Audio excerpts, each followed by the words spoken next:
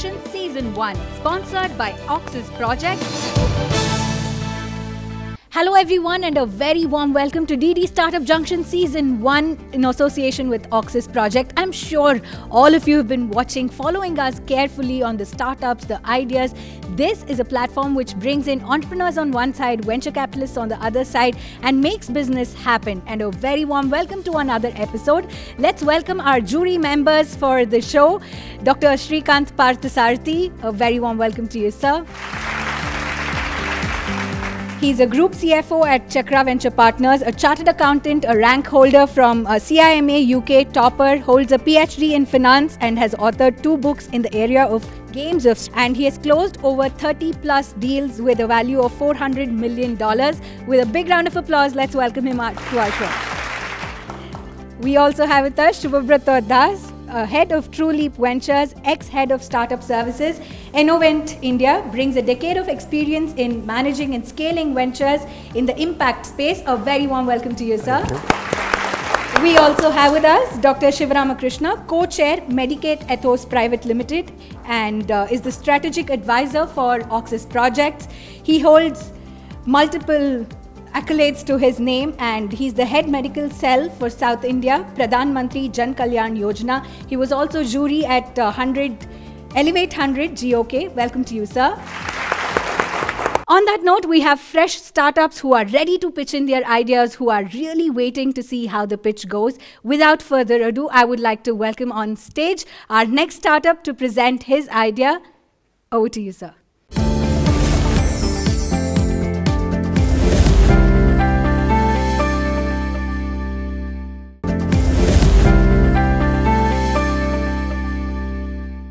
So my name is Manoj and I come from Novu Lab, and this is the purpose of this startup which we have started was to how do we automate the call center using the voice agent, and that was the purpose of this particular startup which is started almost like 2017 here.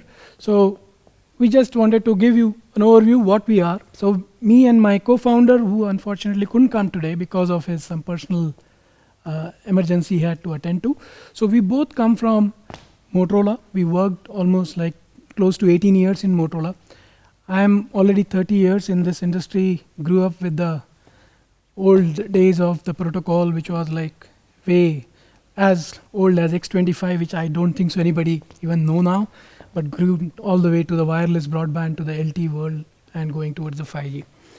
So we both are, like as I said, that we've been associated with Motorola, and then we did our own stint with the corporate world beyond Motorola. As a head of, I was heading the wireless infrastructure, the wireless enterprise solution group for Aruba Networks, which is hosted out of Bangalore. And I grew the team. When I joined, it was not a startup, I would call it, but certainly the energetic people, 70 plus people, and I had to grow all the way to 500 plus people. And my co-founder, he also joined from Motorola to the ShoreTel, and that's where I think we realized at the end when sometimes we have to take a call. So we both come with our own skills, with our additional team coming with the voice and the overall system solution background. We had put this idea put together. So what is the problem? So typical problem is in a call center, human agents whom you would like to talk to and certainly get your query. It could be an outbound call center where people make call. It could be an inbound call center where customer makes call, and it's like a regular telephonic call where you get your problem sorted out or you raise a request. So usually what we have noticed based on our discussions with the customer, that typically they are high cost and low efficiency is associated with this call center the way current model is, especially because it's a human capital based, human working on that particular the chain of activity. It's like continuous attritions are high and they are not like highly paid. The job is monotonous, it's routine. People are asking questions and they are just job to keep giving the answers, and that's all, and then take an action and forward it to the next operations. So most of the large, medium, small enterprises, they have to have their own call centers set up and to handle this, and it has been in works, and I think from the banks to the hospital to the hospitality, various verticals. We have seen that it is in the works, but they do run into the situation of maintaining that call center because they outsource to some other call center body. They have to maintain that resources. So our idea was like, hey, how do we enable that as a virtual agent? And the virtual agent which exactly do the same conversational AI. So as if somebody is calling through the regular telephony line to 1-800 number, and a human voice is being heard, which is doing very specific job, which is very limited to a domain what we might be. If it is cleaning a house, so a customer wants to talk to an agent and just wants to give a very relevant information, what he is looking for, by when, how much it costs, and the confirmation of its cleaning appointment. So this is a very small job, and putting a human, the disadvantage we run into it, yes, we cannot replace human. I'm not here to say that the human can be replaceable, but always human has a time. So most of this call center starts from 9, ends at 6. What happens beyond 6? So yes, we have seen IVRs where people can just call, but it's just like you're talking to a machine. It is not an AI enabled machine. You can just leave a message and that's all, the job is done, but it is not to the experience as user who's talking to a human. So this attempt of our problem is, how do we enable that framework? It is not only natural language understanding and the processing, but also connecting to the rest of the subsystem within call center, so that a person calls, you do ask certain questions, get the responses. Challenge comes in, yes, there are natural, what we call automatic voice recognition system, which has been provided by the large corporates like Google, Microsoft, and you just name it. And I think we have that. We don't want to go and replace them. Challenge comes after somebody speaks, that utterance, which is coming over a telephony line, which is going through a codec complexity, and it is very less audible, plus the local dialect. How do you get the intent of a person, what he has spoken? It could be a simple question that I would like to clean up my house. We have noticed Google, you just call Google and send this words to it. It will say, I want something clean become bling, and to the something which is very unpredictable or unnoticeable. So that's where we are trying to bring this framework, so that how this transformation can happen. So certainly we will leverage the automatic speech recognition, and we want to bring our layer over it, which does the correction of that utterance to understand the intent of a question and immediately respond back. We are looking for immediately, like we've been already doing this development on our own for last close to 2 years. We are looking for $500,000, in which we want to grow our R&D team, because we just got the concept up, everything running in a demoable to few customer, but it is not like a product ready where you have to launch it as a cloud service fully and deploy it as a SaaS. So now let's hear to what the jury members have to say. Kiran sir. There were two things you said which really caught my attention and are still reverberating in my mind. You said high cost and low efficiency. From that position, you will move to low cost and high efficiency, and then you added that you do it in 1 to 2 weeks. I actually didn't need to listen to anything else. I think if that is done, I think there's a huge amount of potential in exactly what you are describing.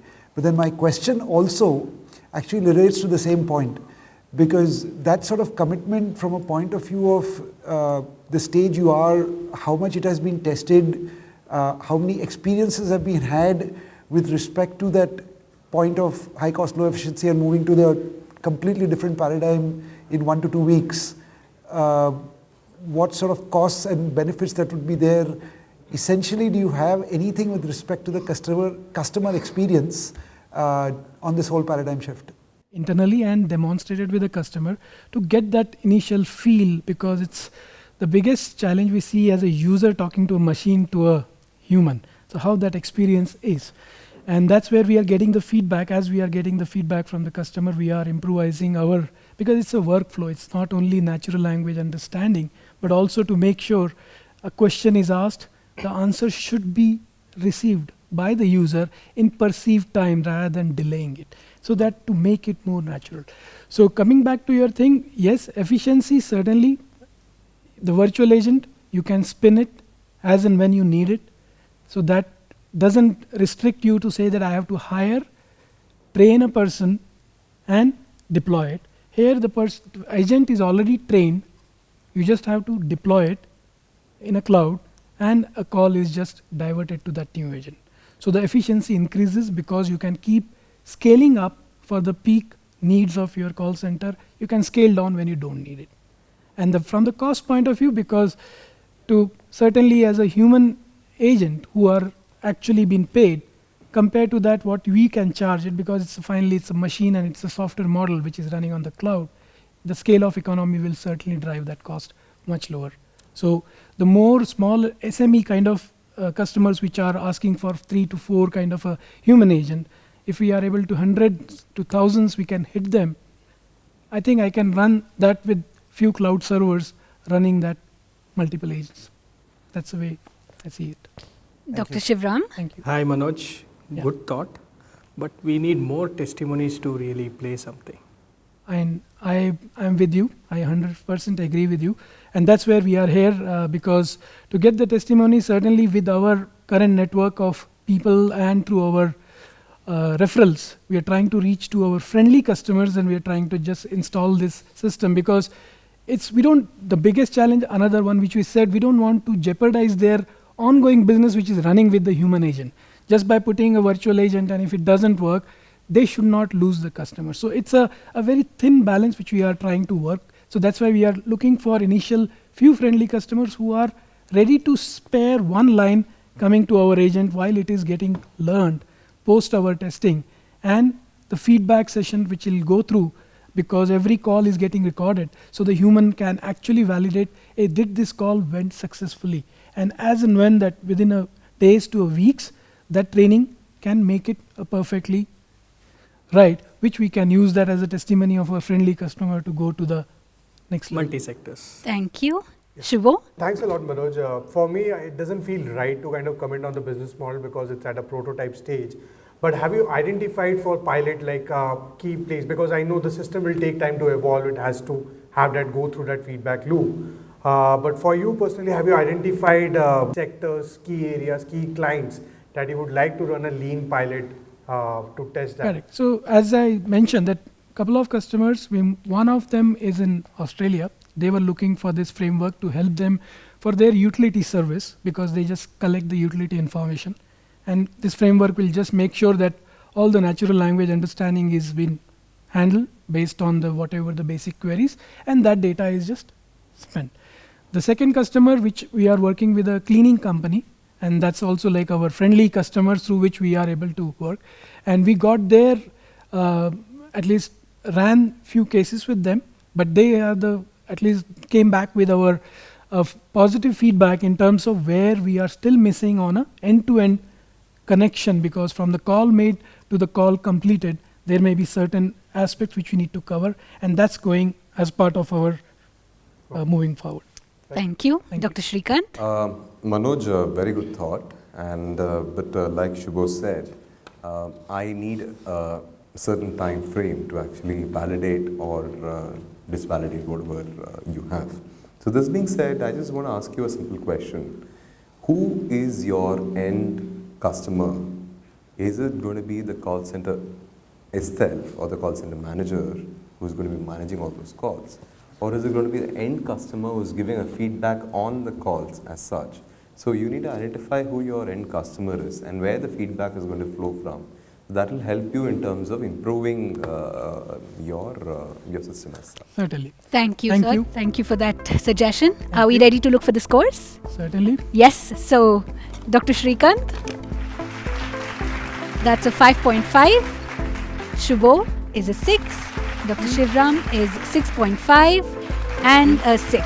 Thank you so much. you. All the best. Thank you for that.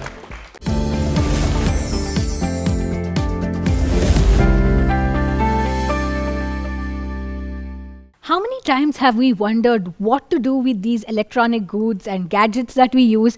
Probably 1 year later, we don't know what to do with it. Sometimes we can give and buy a new phone or buy a new device, but not always are all electronics or e-waste that we know what to do with it. And not just with that, we also have clothes, glass, and a lot of recyclable material. Not knowing what to do, they are just trash at home. And this startup says we know what exactly to do, and that is everything recycle. Please put your hands together to our next startup, Everything Recycle.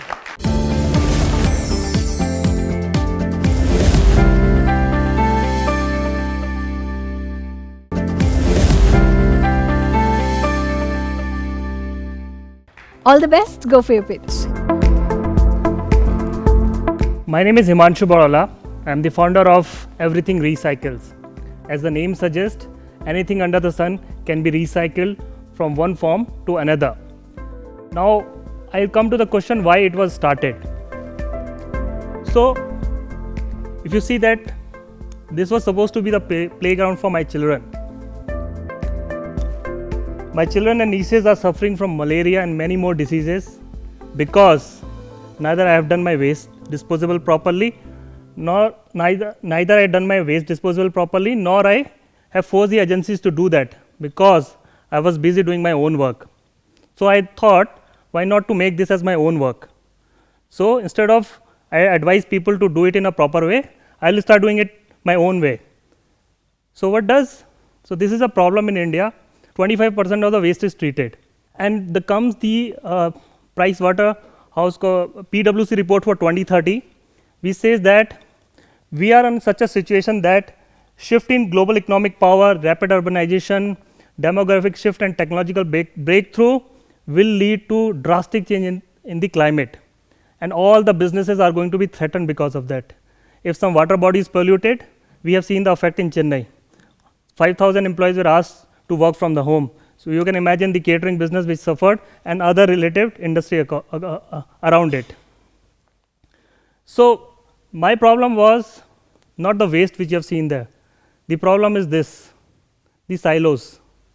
There are a lot of innovators, a lot of people who want to work, a lot of CSR funds are there. Academics are doing some kind of research project, but all of them working in silos. Our solution is connecting them together through a tech platform. So this is the field, we are developing a beta version. We have done some trials on that. So this is how the app is going to look. The business model we have defined at this moment, we have come to some conclusion, we are not very sure, but yes, subscription model, on demand, global innovation, and the rental economy. A lot of waste is generated at various spots, the people just leave it there. So we are working on developing a rental economy. So how big is the market? Comes the next question. It's a very big market, 500 billion globally, 100 billion in India, unorganized, untapped, and we don't know exactly what to do about it. So we have worked with few customers. Our model is into B2B. We are working mostly with the corporates and the hotels where they are generating waste, and we are trying to find them a suitable vendor who manages the compliance properly, and we are planning to give them the information what is happening with your waste. This is a core team. Mr. Vijay Bhaskaran, so most of the people, the founder and the co-founder, we are from the hotel background. So we have worked into that environment. We want to bring that culture to the overall perception management of the waste, which is there in India. And Ms. Sarita has 20 years experience in marketing. Myself, I have experience of close to 16 years working with the hotels and the corporates. And Mr. Vijay Bhaskar has also worked close to 30 years. So we have business experience, we don't have a tech experience. So in order to compensate that, we have the board of advisors. So Mr. Alex has worked with Wipro, he's an IIT graduate.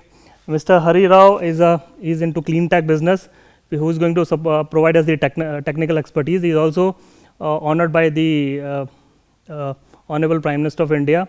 And Mr. Alok Gupta is a blockchain consultant. So we are planning to convert this thing into a blockchain project in near future.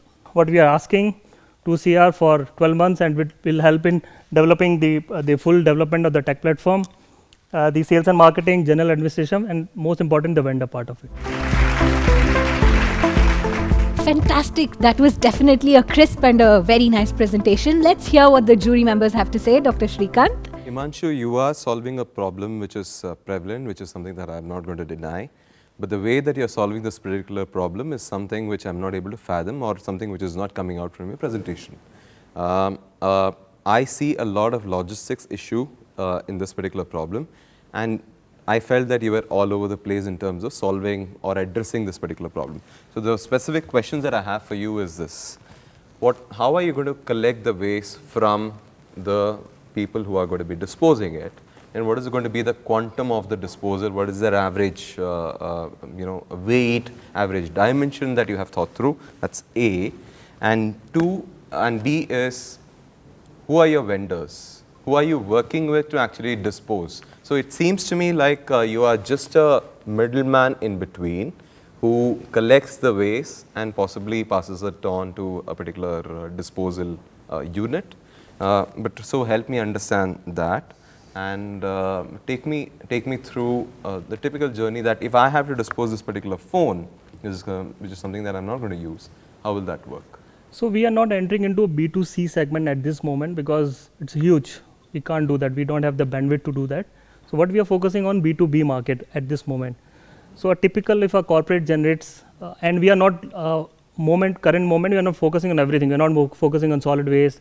I'm not focusing on a hazardous waste and related waste. So what we are saying, we have break down the task into two. So we'll focus on the scrap material at this moment and the e-waste, which is going to build up the cash flow. In this, the payment is upfront. So it's a technology platform. If you have requirement for disposable, you will come to the platform. The platform will help you in finding a suitable vendor, which is willing to pay you a cost for that, and they will take it. In the second phase, we will be onboarding the recycling plant. So we have not done that at this moment. 2 sets of waste, scrap and electronic waste. The segment is corporates and the hotels. They have a waste requirement. They'll come to the platform. We'll help them to finding a vendor. Let me understand. Are the corporates really having this particular problem? Are Absolutely. there vendors already who are already doing this? You see, the market is very versatile in this. You can't ascertain what is the cost of the scrap material. Suppose you have an office demolition. You can't find out what is the MRP for that. For that, you have to align a vendor and you have to take quotes from 3 vendors typically. And these typically, vendor physically comes, have a human interaction, and they quote a price, then the company gives to the higher bidder. What we are trying to say, let this work, the technology platform do, you get the best price, and we are going to ascertain that the waste is taken care, it is going to recycle. Even in the value waste, there are a lot of component which has no value for the typical vendor. So what he do, he extract the value waste out of it and throws other thing for burning and landfill like that. Thank you, Dr. Shrikant. Shubho? I think it's too early for me to comment because I'm quite active in this sector. I'm working with Hasiru Dala, who's one of the kind of biggest player in the market in Bangalore, for example.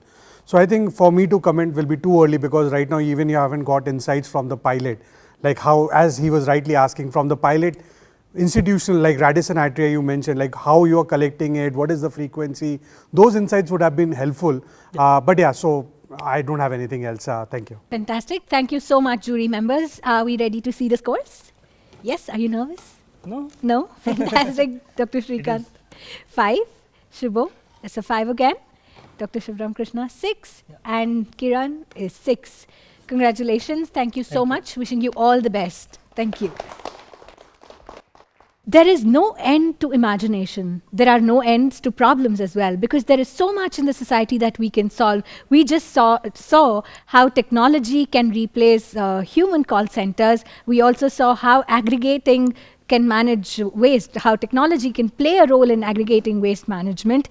There are so many more ideas, many more startups to come and pitch before you, but for now, I'll take your leave. You know what to do. Choose the startup you want to vote for and send a message on our WhatsApp number, 94494 76539. That's our number. Please send us a message because it contributes to 30% of the marks in the final judgment. So thank you so much. Take very good care of yourselves. See you tomorrow. Good night.